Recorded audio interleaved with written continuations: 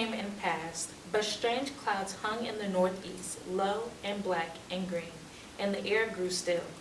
In the morning, Sarah dressed in a pair of overalls and went to the barn to have an argument with Papa. She took apples for old Bess and Jack.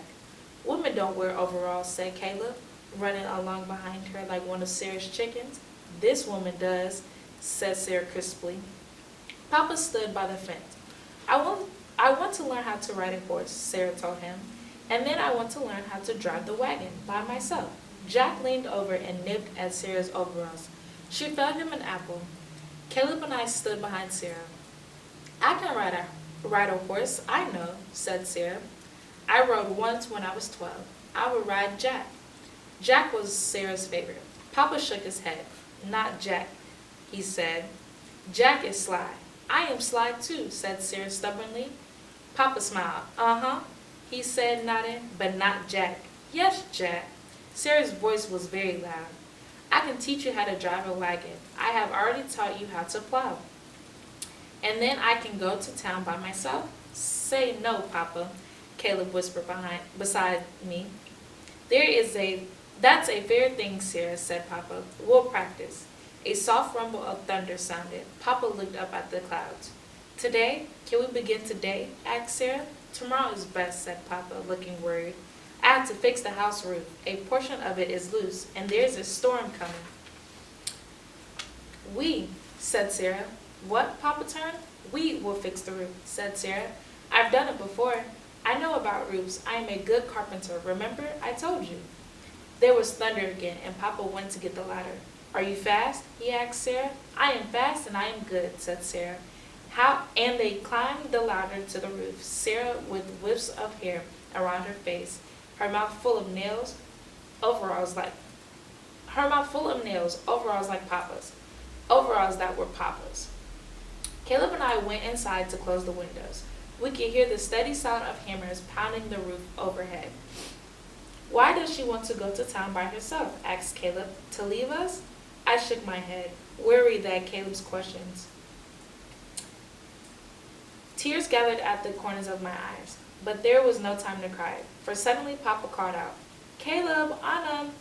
We ran outside and saw a huge cloud horribly black moving toward us over the north fields. Papa slid down the roof, helping Sarah after him.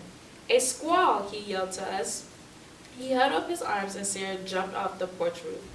Get the horses inside, he ordered Caleb. Get the sheep, Anna, and the cows. The barn is safest. The grass is flattened. There was a hiss of wind, a sudden pungent smell. Our faces looked yellow in the strange light. Caleb and I jumped over the fence and found the animals huddled by the barn. I counted the sheep to make sure they were all there and herded them into a large stall. A few raindrops came, gentle at first, then stronger and louder, so that Caleb and I covered our ears and stared at each other without speaking. Caleb looked frightened, and I tried to smile at him. Sarah carried a sack into the barn, her hair wet and streaking down her cheek.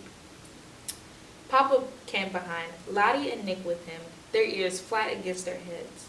Wait, cried Sarah, my chickens. No, Sarah, Papa called after her, but Sarah had already run into the barn into a sheet of rain. My father followed her. The sheep noised, opened their stall door and milled around the barn, bleating. Nick crept under my arm, and a lamb, Maddie, with a black face, stood close to me, trembling. There was a soft paw on my lap, then a gray body. Seal.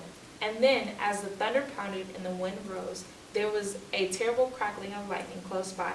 Sarah and Papa stood in the barn doorway, wet to the skin. Papa carried Sarah's chickens. Sarah came with an armful of summer roses.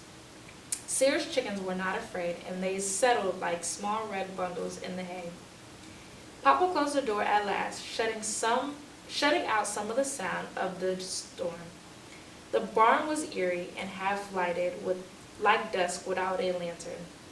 Papa spread blankets around our shoulders, and Sarah unpacked a bag of cheese and bread and jam. At the very bottom of the bag were Sarah's shells. Caleb got up and went over to the small barn window. What color is the sea when it storms? He asked Sarah. Blue, said Sarah, brushing her wet hair back with her fingers, and gray and green. Caleb nodded and smiled. Look, he said to her, Look what is missing from your drawing. Sarah went to stand between Caleb and Papa by the window. She looked a long time without speaking. Finally, she touched Papa's shoulders. We have squalls in Maine too, she said. Just like this. It will be all right, Jacob. Papa said nothing, but he put his arm around her and leaned over to rest his chin on her hair. I closed my eyes, suddenly remembering Mama and Papa standing that way. Mama smaller than Sarah, her hair fair against Papa's shoulders. When I opened my eyes again, it was Sarah standing there. Caleb looked at me and smiled until he could smile no more. We slept in the hay all night, waking when the wind was wild, sleeping again when it was quiet. And at dawn, there was the sudden sound of hail, like stones tossing against the barn. We stared out the window, watching the ice marbles bounce on the ground. And when it was over, we opened the barn door and walked out into the early morning light. The hail crunched and melted beneath our feet. It was white and gleaming for as far as we looked, like sun on glass, like the sea.